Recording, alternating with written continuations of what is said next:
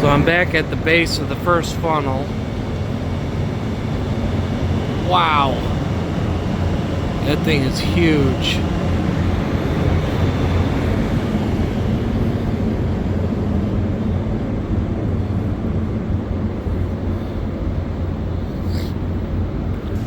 Right here we got an expansion joint. Queen Mary had 3 of them.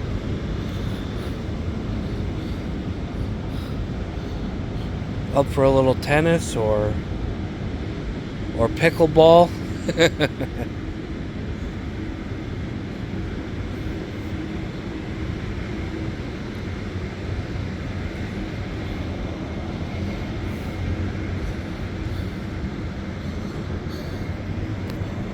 Oh, there's no access to this side, huh? Oh. Because the other side is open.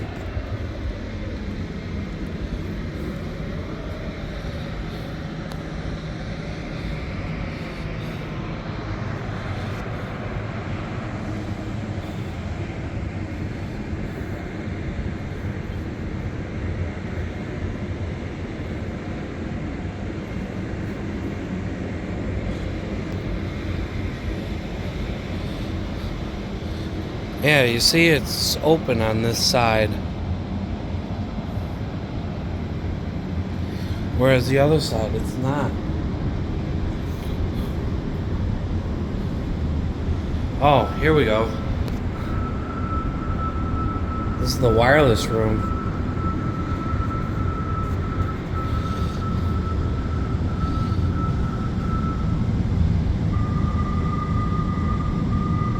If you're hearing that beeping, that's coming from a speaker. It's supposed to be wireless signals. I thought they would have shut that off when they closed this down for the night. Definitely more advanced than Titanic, that's for sure.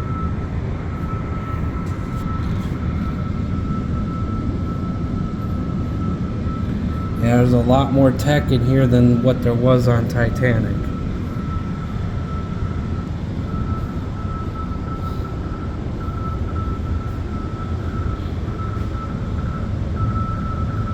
Yep.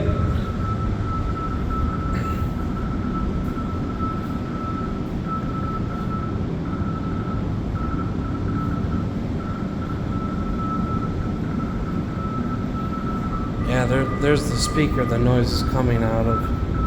What's through here? Oh. It's just a vacant room. There's nothing in it. Nothing whatsoever.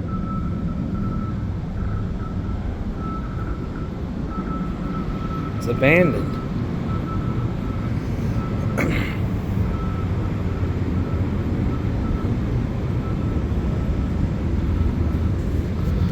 I bet you could easily climb that up onto there to the base of the second funnel.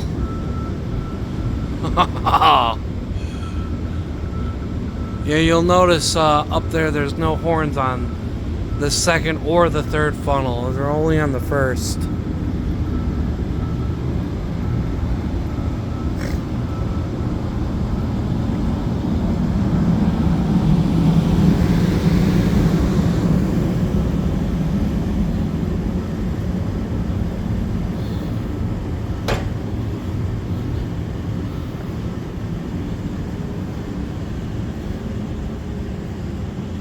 It looks like I can't go any more than this over here. But this is where that church scene that I was telling you about in one of those video clips about the Poseidon adventure, where Reverend Scott was giving his sermon.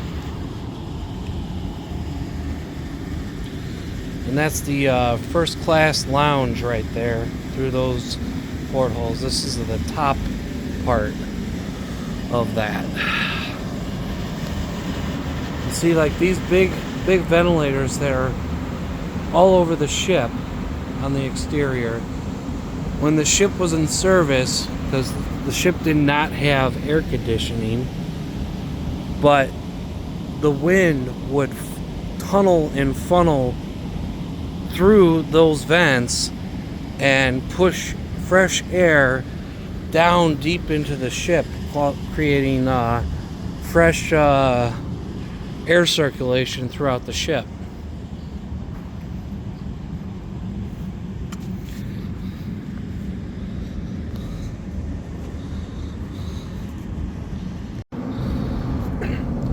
Alright, so I'm at the very back of the ship right now, on the boat deck, and I'm right over by Sir Winston's, which is right up there in the veranda grill.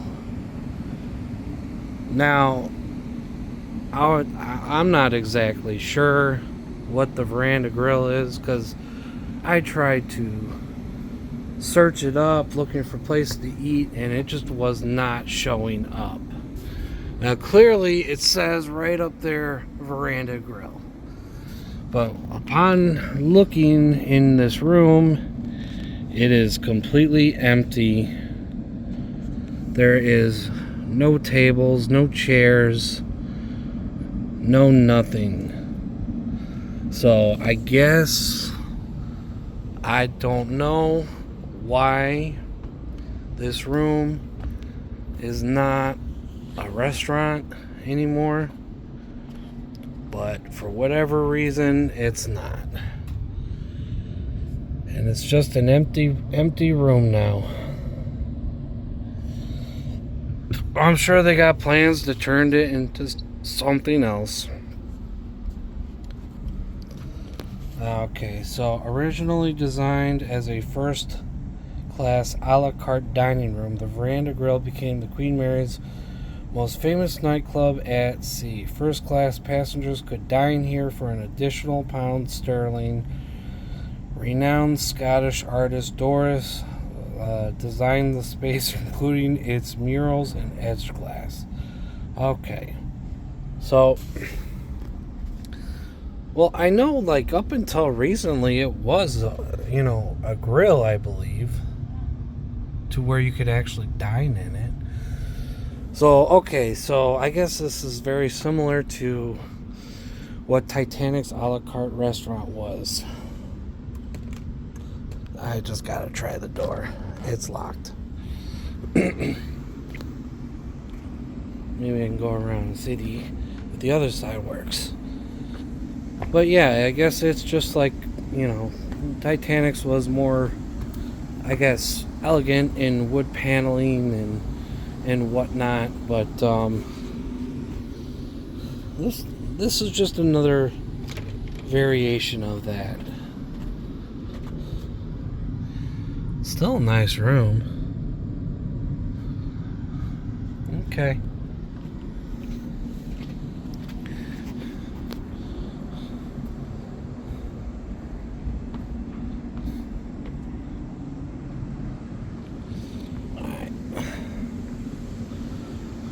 Yeah, Sir Winston's is right up there.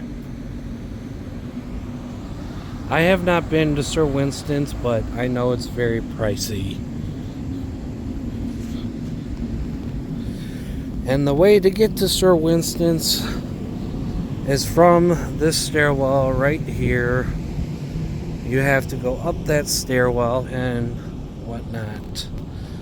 And you have a cool telephone booth. I can't remember if these were original or if they were put on at a later time, but those are still cool nonetheless. Well, you know what? Let me go up these stairs. Let me at least go up these stairs, see if I can't get a good look through the windows.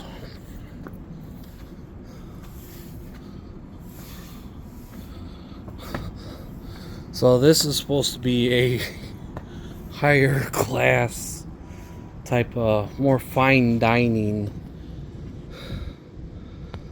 Oh. Well, I can definitely see the wood paneling, which looks really nice. But I don't see any dining tables except the one. Don't tell me they abandoned that room too.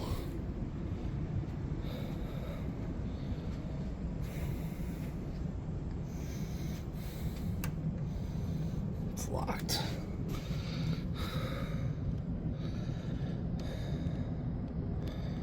Nah, the camera's not gonna focus either.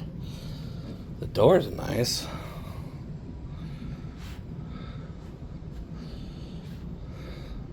But I'm only just looking at a small part of it. So maybe there's more tables in there. But I don't...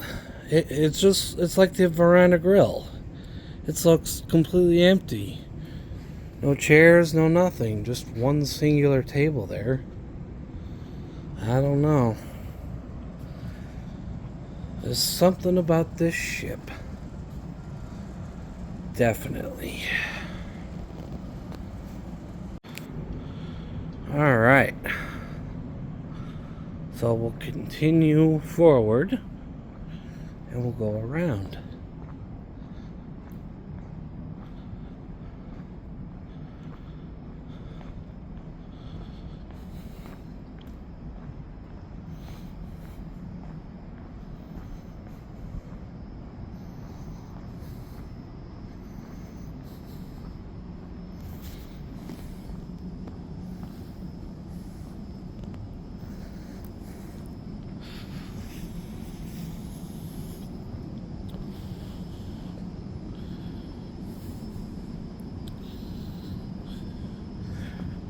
There's private offices in there. So I'm gonna assume that's where they kind of run the ship, I guess. There's a blocked off stairwell right here. I don't know if I should, but I could move this and try to go up there. But if I get caught, I could probably get in trouble. So maybe it's best not to. I know a lot of people would be like, "Oh, you should do it. Just do it." Yeah.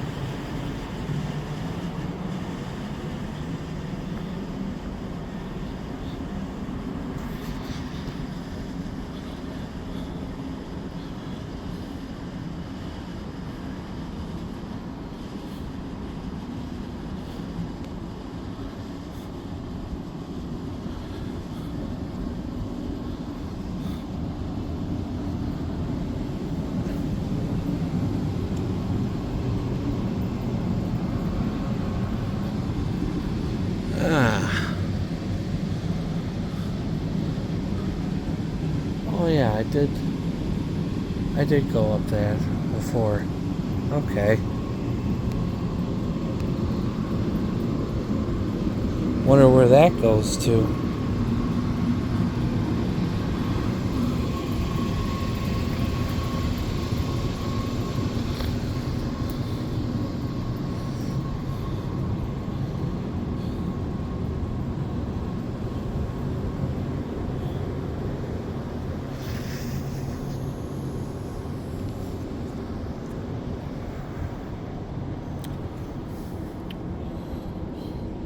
Whoa.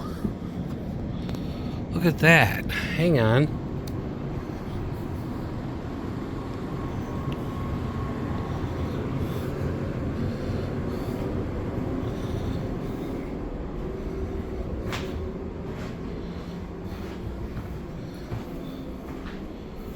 Whoa. These are those Bashwick gates that are well known for Titanic. But my understanding is Titanic didn't really have these. Oh man, they got some plexiglass right here, so nobody can enter.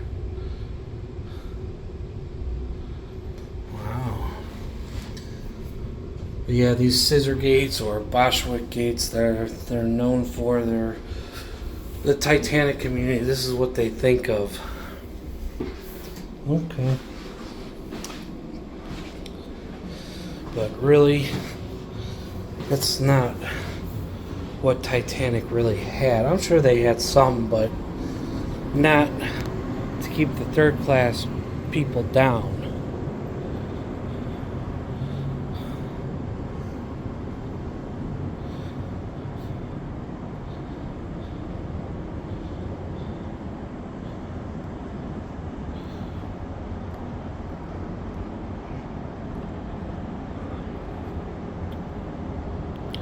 Don't know what's through there. Oh wait, I do. I think I do. No, I don't. I don't know. There's so many things on this ship.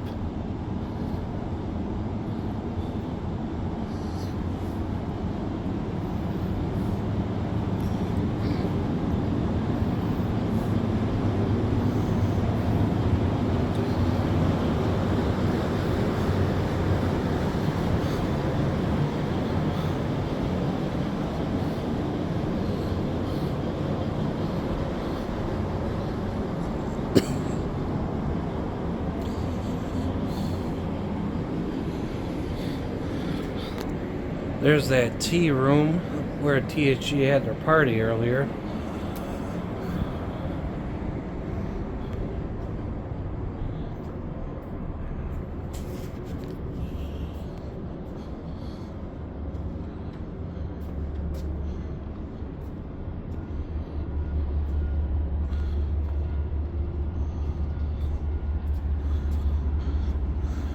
I was up there earlier.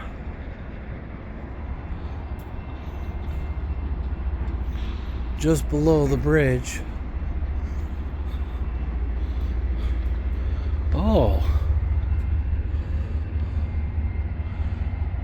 The builder's plaque. John Brown Engineering. UD Clydebank.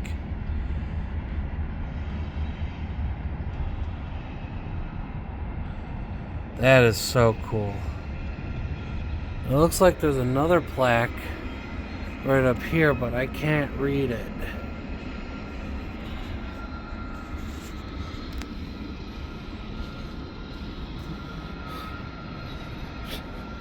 Oh, found the train. We were looking for the train earlier. We kept hearing them, but couldn't figure out where they were.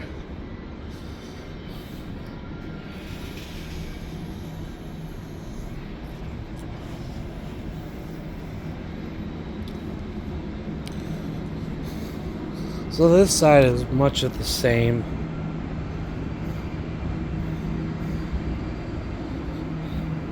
So I think I'll cut it off here until I go to the lower decks on the stern. Alright, I'm here on the stern of the ship. There's the docking bridge. I'm going down onto the poop deck to go to the isolation ward.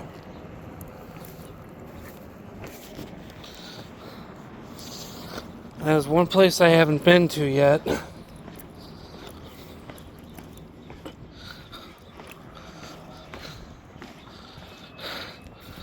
So, isolation ward and capstan deck.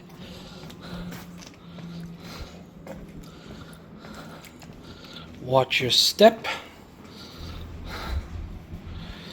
Now we're getting into the... Ooh, wow.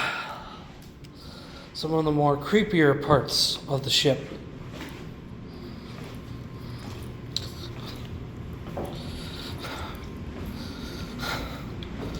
I definitely have to watch my step.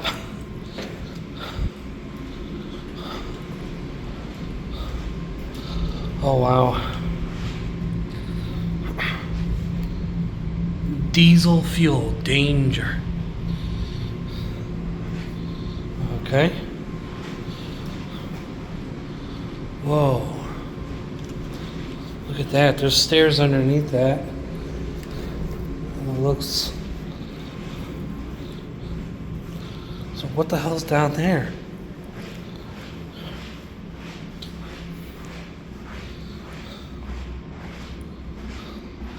Oh my God, it's all boarded up.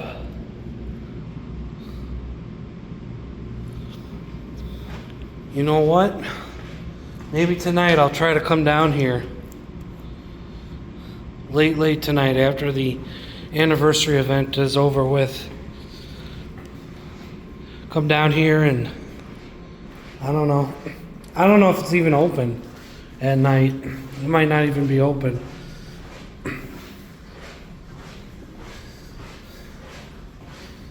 That's real creepy.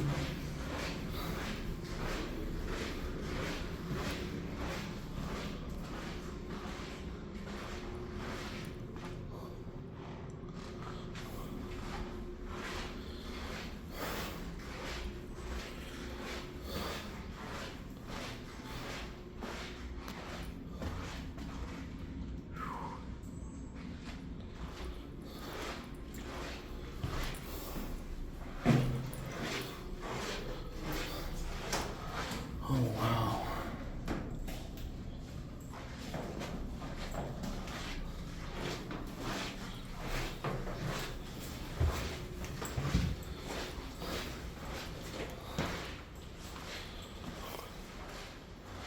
This is the isolation ward, huh?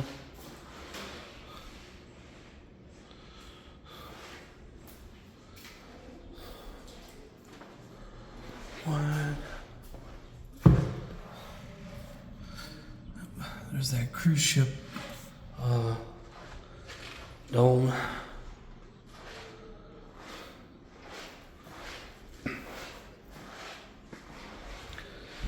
Passengers who died on board.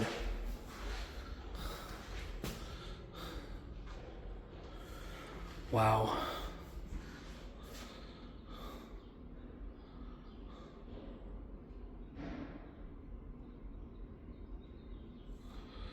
That's crazy.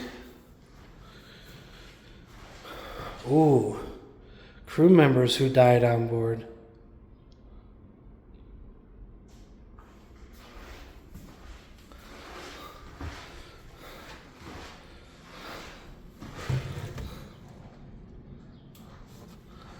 Wow.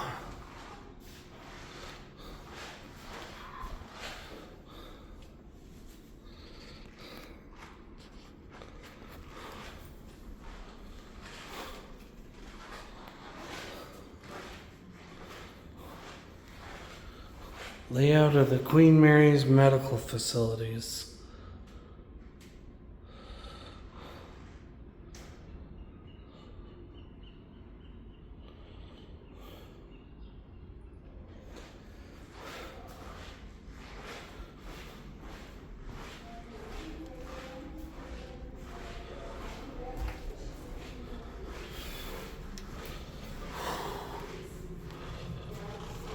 So that's what it looked like.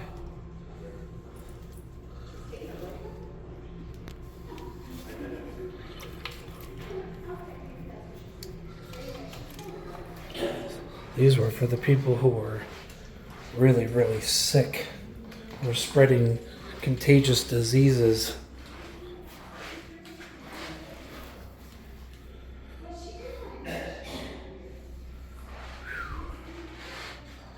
Imagine being cooped up in a room this small.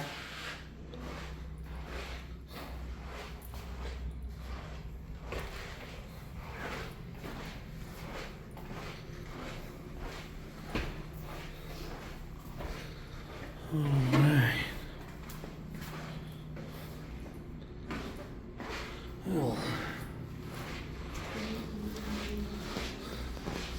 seems like that's it.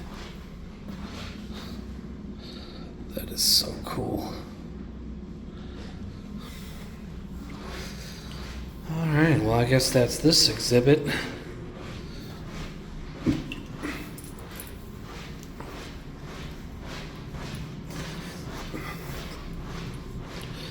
Let's take one more look down the creepy stairwell, shall we? It's all boarded up. Looks like nobody's been down here for decades. Alright, this is Captain Mikey out.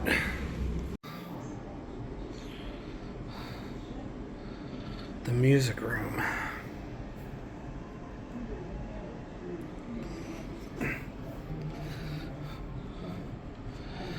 The music room served as a rehearsal space for musicians, entertainers, lecturers, and radio personalities aboard the Queen Mary.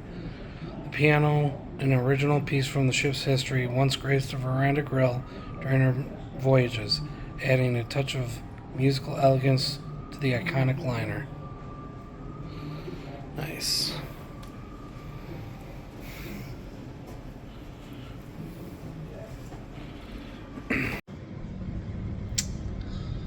Hey everybody, here I am back on the bridge of the Queen Mary. Really, really cool.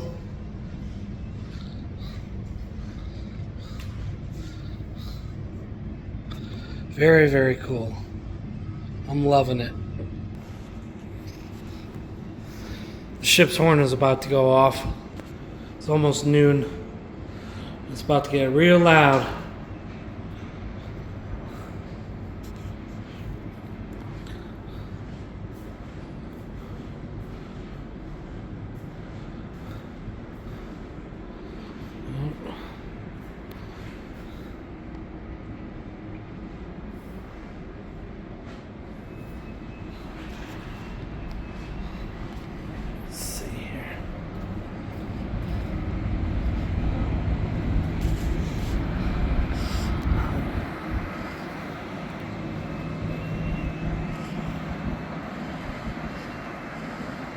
Go.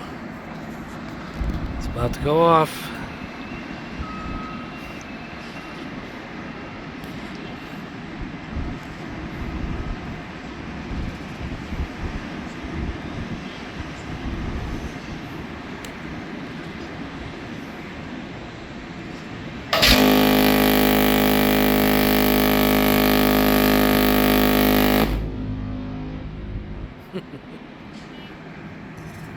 Okay, so from our cabin, which is at the end there, and we're going all the way to the Britannia room,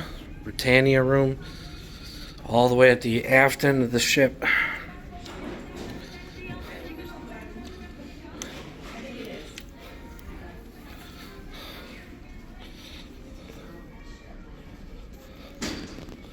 Now you're gonna like this, DeGrazia.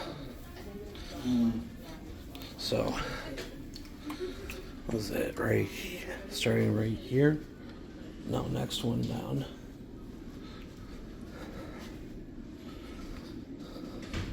So you got the Eisenhower suite. Oh. Okay. And then you go down to right here, and you have the Queen Mary suite. Oh. Okay. And these are big rooms. Yeah. I saw videos of them on YouTube. And King George suite. And then you go further down. Not this one. But this one right here. The Winston Churchill suite. Oh, nice. Yep. So I think that's the cabin Winston Churchill would use to, every time he stayed on board. Yeah. And that's probably where he planned, like, all his stuff for World War II. Yep. There's that thing, They're replacing that Yep. water damage. Yep. Which good for them. I like seeing that when something goes wrong and they do everything they can to fix it. Pipe burst. Yeah. That's not good. So that open doorway. Right here. This is all bubbling out. Yeah. That open doorway is where we're going. Yep. Alright. I don't know how many people are in there. Oh, I see people. Okay. But yes, that's the Britannia room. That's where we will be finishing the Titanic anniversary weekend and watching live the real-time sinking of Titanic tonight, which is awesome because they redid it. And we were in this area yesterday, so that's how I was able to find this. Yeah, this is actually the area that I was in yesterday. Remember when you called me? Mm-hmm. Yeah. So the Britannia Salon. And then here we go. Hi. Guys, take a tea light from the box. Oh. Yep. Okay, because we'll be using this later. Wow, this is a big room.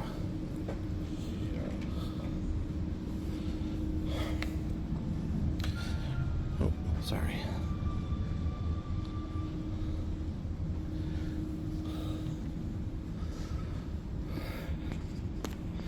Yeah, this is a big, big, big room. Wow.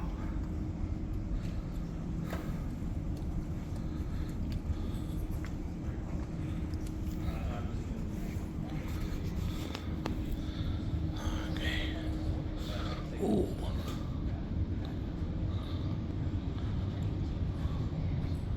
That's really cool.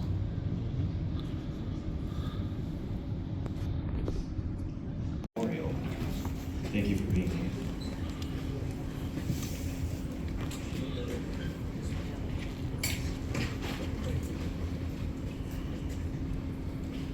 We gather here today in remembrance of lives lived, stories shared, and connections that endure beyond time. We hold in our hearts those we've lost, and we honor the impact they've made on us and one another. May this moment be one of reflection, gratitude, and quiet unity as we remember together. Today we're going to remember our friend and a member of this community, a presenter of the past 2 years who we lost this year, Ellen Mower O'Brien. We're also going to remember Ocean Gate Titan crew and crew and passengers on Titanic. If you'll join me in beginning with the singing of a hymn that was sung on Titanic 114 years ago this morning. Eternal Father, strong to sing.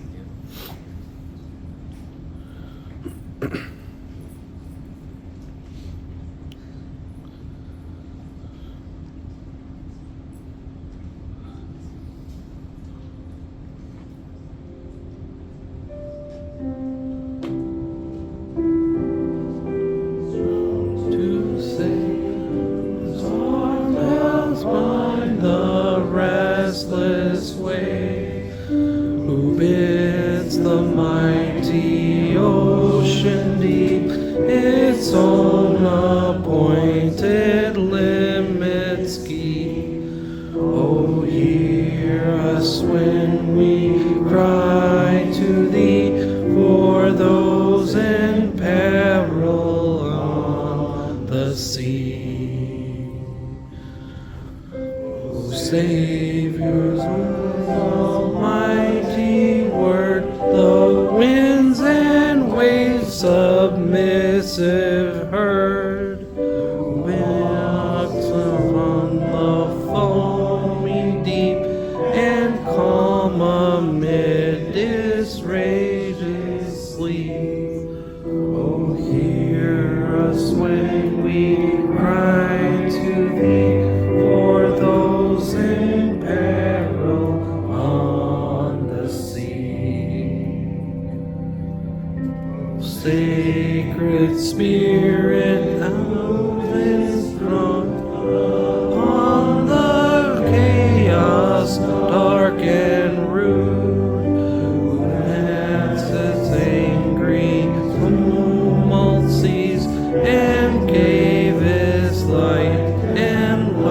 and peace, and hear us when we cry to thee for those in peril on the sea.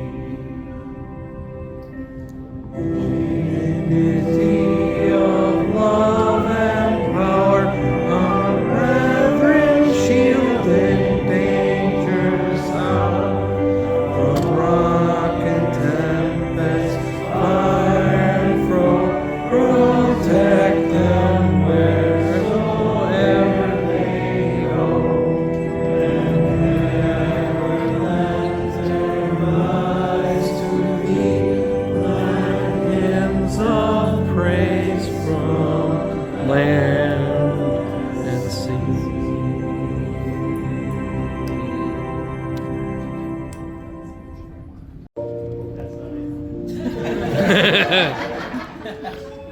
There we go.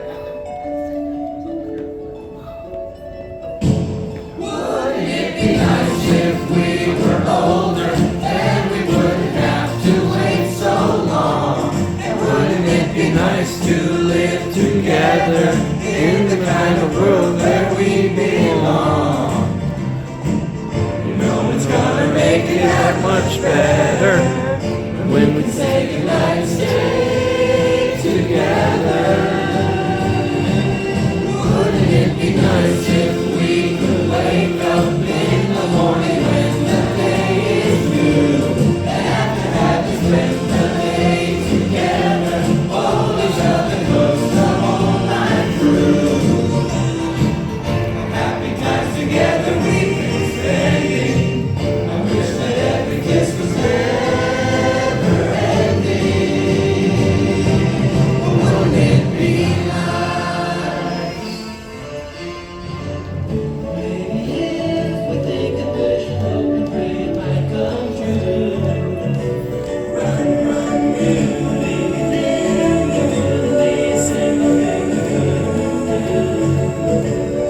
we could be married, and be happy. Wouldn't it be nice?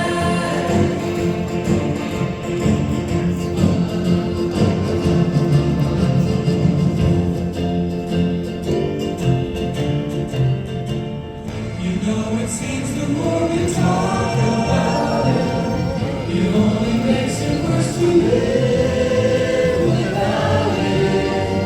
Let's talk about it. Wouldn't it be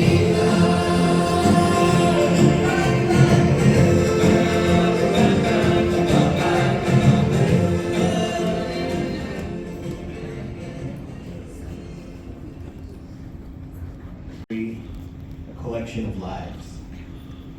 Over 2,200 people stepped aboard Titanic in April of 1912, each one of them carrying something with them. Whether it's a dream, a plan, or a future not yet written. Some were crossing the ocean for opportunity, some were returning home to loved ones, some were simply chasing the wonder of the journey itself. And in the span of one single night, everything changed. It's easy over time for history to become numbers. 2,200 souls, more than 1,500 lost. But Titanic endures because of the people, the stories, the humans behind those numbers. A mother tucking her children into bed, believing everyone was safe on an unsinkable ship. A band playing not for applause, but to offer calm in the face of unknown and panic. Friends and strangers standing side by side, making impossible choices with quiet courage. Moments of fear and moments of grace. Somehow, across 114 years, those moments still reach us. They reach us in books, photographs, presentations at your new favorite Titanic weekend reunion, and in all the voices that we continue to give sound to. They reach us in the stories we tell, the ones we carry with us each day. Because the truth is, Titanic is not just something that we study, it's something we all feel. It's why we gather, it's why we're here, and it's why we remember the souls that history could have forgotten. We keep them going. At this time, I'd like to offer up an opportunity for anyone to come up and share any sentiments, memories, your favorite poems, Bible verses. Come on up, Trey.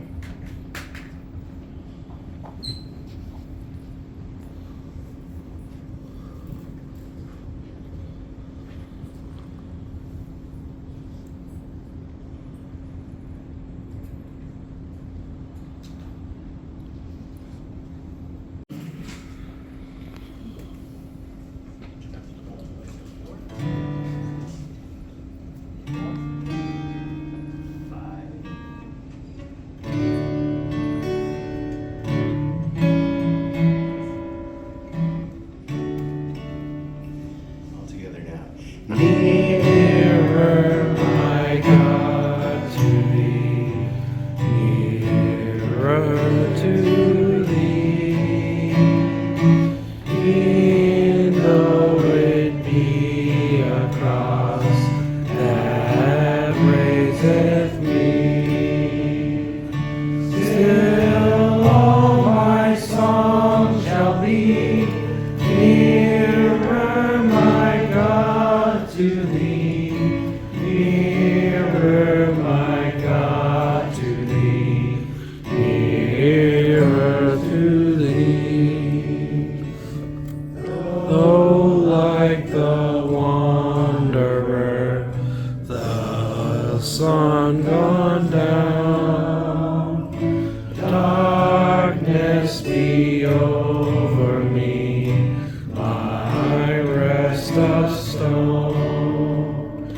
Yet in my dreams I'd be nearer, my God, to thee, nearer, my God, to thee, nearer to thee. There let the way appear, steps unto heaven. All that thou sendest me in mercy give. Angels to beckon me nearer, my God, to thee, nearer, my God, to thee, nearer to thee.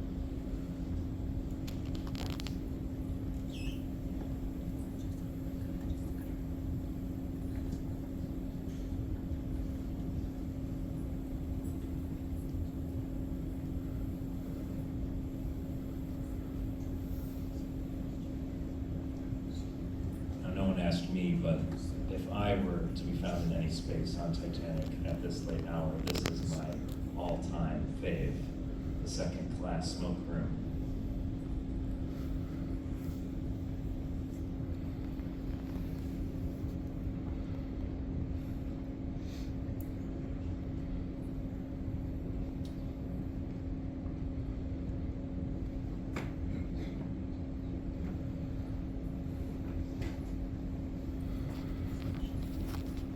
Many rooms are still closed, like the library on C-Deck in second class.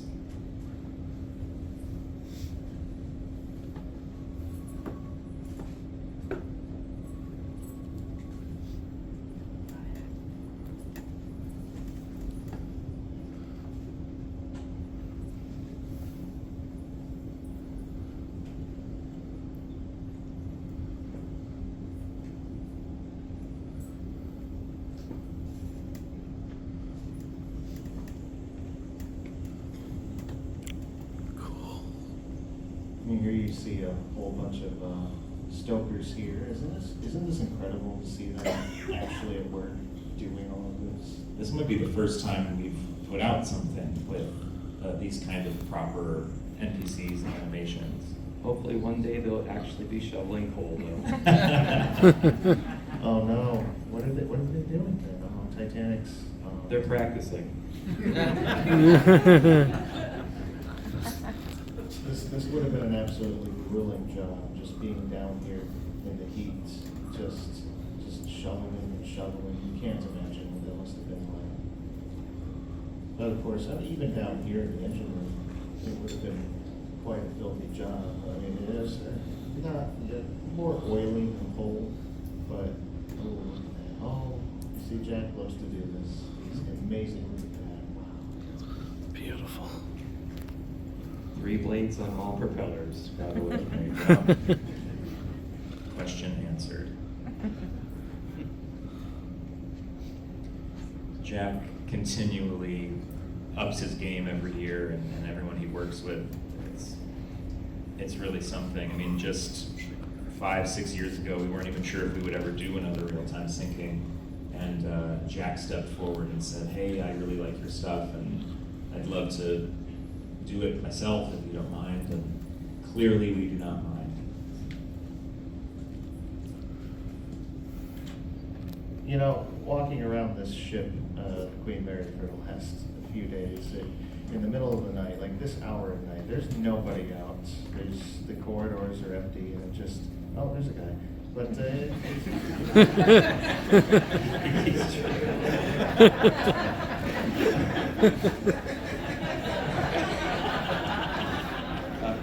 One interjection, Kyle. We have the researchers who worked on this want me to interject every once in a while with historical tidbits of new information that we not technically uncover, but just want to bring to the forelight.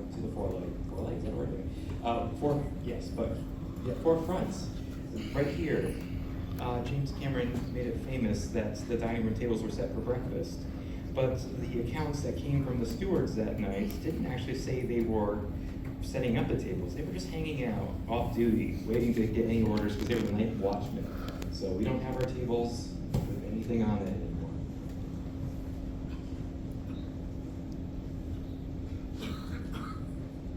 oh, we've got some baby birds there. I think they're called growlers. But I think we should change the Wikipedia to baby birds. And here you see one of our many incarnations of Stop and Load. The lower and third class areas, everyone's off to bed, ordered to bed at this hour.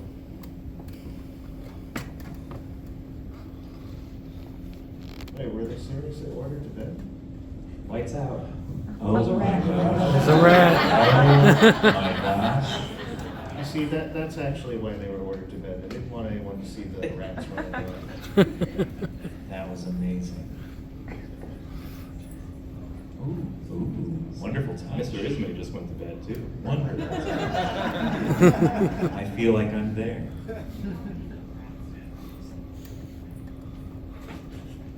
Here in the lounge, it's the last group of passengers playing bridge. Dorothy Gibson, Pauline Gibson, Frederick Seward and William Sloper. And there's our old friend, Diana. Side. The Right beautiful now, she's statue. witnessing just complete peace and quiet, just a beautiful room, but in a few hours, she's gonna see something completely different. There's that guy again. Is he ever gonna go to bed? You know what, maybe I was gonna say earlier, if I run Titanic in this point, that means that I time traveled there, so what I would be doing is running around taking pictures all over the place before I hit the iceberg, so maybe that's me. He reminds me of Adventure Out of Time. If you went down those B-deck hallways and took a certain corner, and that man would walk by that you could never catch. You know, it's a very fascinating contrast seeing just how busy the machinery rooms are. You know, the boiler rooms, the engine room. You know, one can imagine just how loud those spaces are at this time, at this late of hour, all those men working late into the clock. And meanwhile, up in the public spaces, everything's winding down for the night. Most of the passengers have gone off to bed. A few stray passengers, you know, linger in the lounges, but for the most part, in contrast to the engine rooms below, which are so loud and have so many people working at this time, the upper decks are mostly deserted. It's a very strange but fascinating contrast. The time is roughly 11:38 or 11:39 p.m. And of course, we had to shout out honor and glory for whom we are named.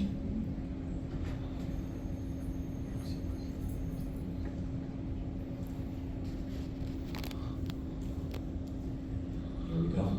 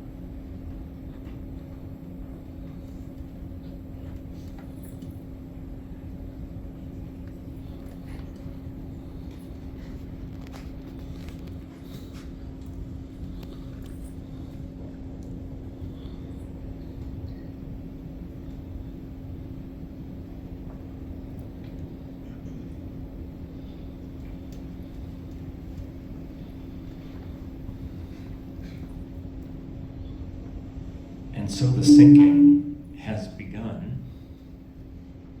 I'm really in awe of what our team has done this year, even with just that part of the animation, seeing things I've never seen before.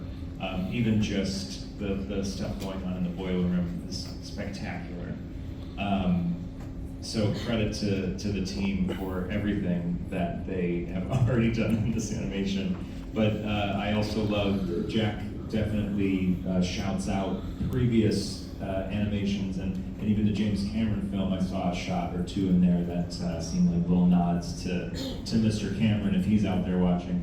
I doubt it. But we really are kicking off, and as people who know me and listen to things that I make, this is my personal favorite part of the sinking, obviously, but for the survivor testimony's sake, what the survivors do when they describe that moment ranges from highs to lows, from loud noises to nothing, from rolling over marbles to the windlass running out. There's so many crazy sounds and descriptions that they all use as we watch Captain Smith looking out the bridge wing, as we understand he did, looking back at the iceberg that will define his life.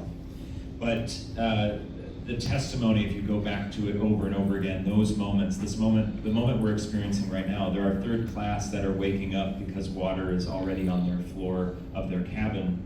We have Lawrence Beasley realizing the engine's turned off. We have other first class passengers still sleeping, completely unaware. We just talked yesterday at this very event on the Queen Mary about Olaus Abelseth, who did not hear anything or feel anything. It was his roommate who said, "What was that?" And that's what clued Olaus into knowing that something was wrong. So even two men sharing a room, one had a very different experience than the other. So these moments that we are seeing as already, oh my gosh, this is incredible. This is the cargo, like the tarp over in the cargo hatch ballooning, because the air in the cargo hold, it needs to go somewhere as it's filling with water. So it is blowing up, and this is what many crew members say they saw. They saw the ballooning of the tarpaulin, of the tarp over those cargo hatches, because the air needs to go somewhere. Whoa. Found my way into an area where I'm not supposed to be.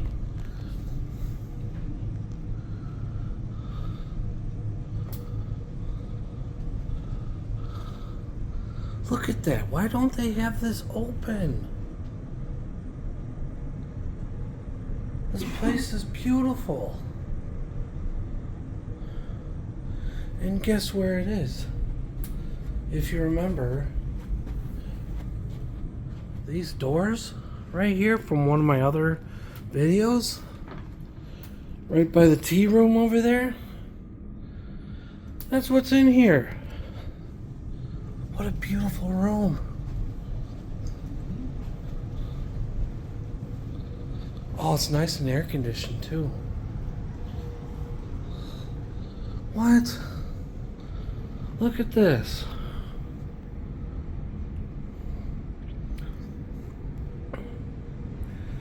All this stuff that they just use for storage.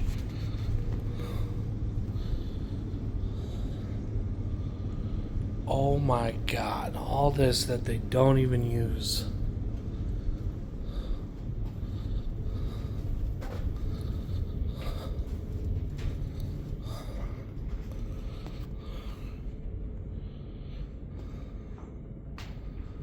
That is crazy. Like, why don't they use this?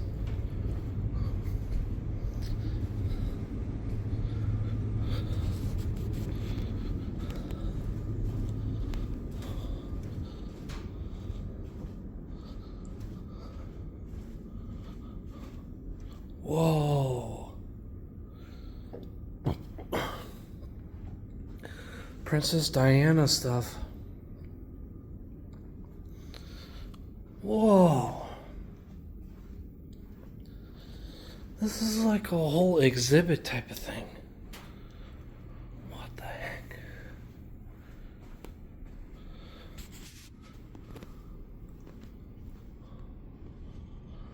What the hell? Oh my.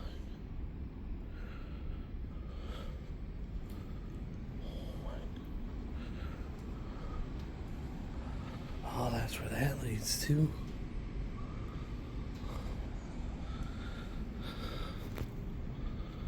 Oh my God.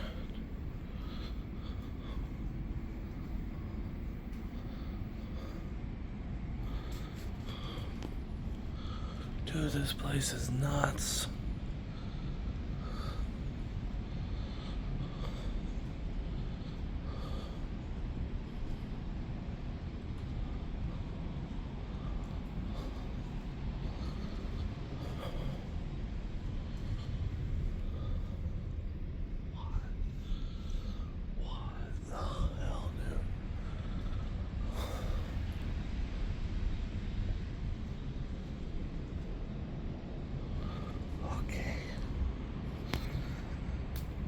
not supposed to be in this area, so maybe I should find my way out.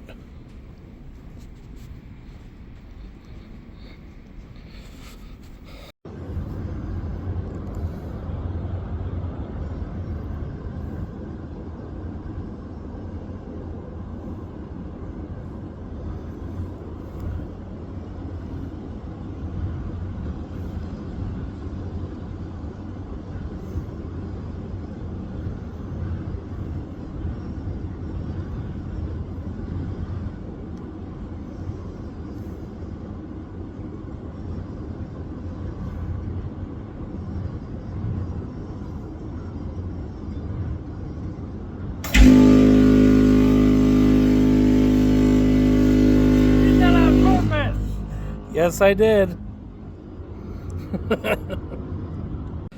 Alright, everybody. This is my last video aboard the Queen Mary. Our Uber is arriving soon, and we will be leaving, so this will be my last video on board the Queen Mary. My God, I do not want to leave this ship. This ship is so beautiful. If I could, I would live on board. But unfortunately, I can't. I have a job to go back to and a family.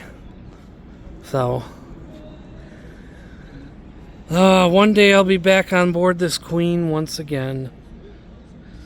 So, my final review, I guess you could call it, of the ship. So, this ship really is beautiful. It really is. There is a lot to offer here. There's a lot to do, kind of. There's a lot to see for sure. And yeah, she's rough. But she's getting restored. There are quite a few sections of the ship that I found that were just straight out abandoned. But, or not even used. And those are some of the areas that are like definitely need repairing and restoration. But yeah, I see the beauty. It is very expensive out here. We probably spent like maybe a good $700 in food just in the last, I don't know, 4 days, 4 or 5 days that we were here. So $500-600 in food just for me and my buddy, just the two of us. That's a lot. The food here is very expensive, but that's also because the price of that is probably about half the price of the food is going towards the restoration of the Queen Mary, which I'm perfectly fine with. Granted, if the Queen Mary was fully restored and didn't need any more money, I still would expect the food prices to be this sky high. Even the shops, everything is very expensive. But at the same time, the money you spend on board this ship goes directly to restoring the Queen Mary. So is she perfect? No. But she's beautiful. She is a gem. This is a must on your bucket list.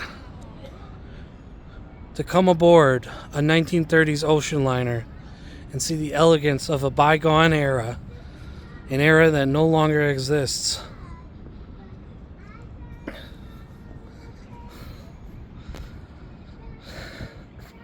A transatlantic ocean liner, the RMS Queen Mary. So, would I ever come back here again? Yes, very much so. This time, however, or next time, however, I probably won't be eating as much food on the ship. I'll probably like get a car or something and maybe go into the city and maybe get McDonald's or something from over there instead of just eating on board the ship, because it is very expensive. Yeah, it's a beautiful ship. I love it. And yeah. Alright, everybody, this is Captain Mikey, and it is now time for me to leave the ship, unfortunately. Bye-bye. She is so beautiful. This ship is amazing.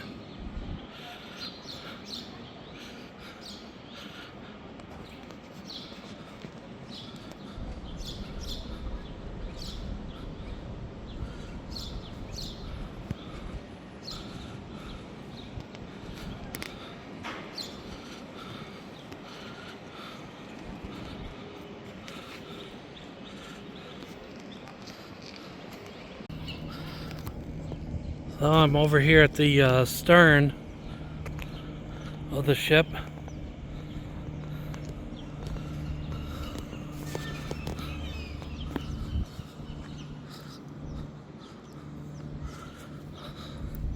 Still walking.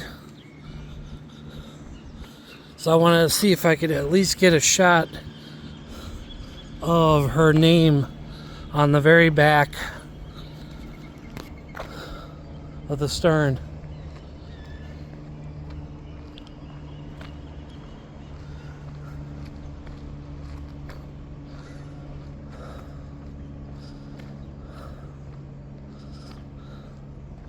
I can just barely make out some of the first letters.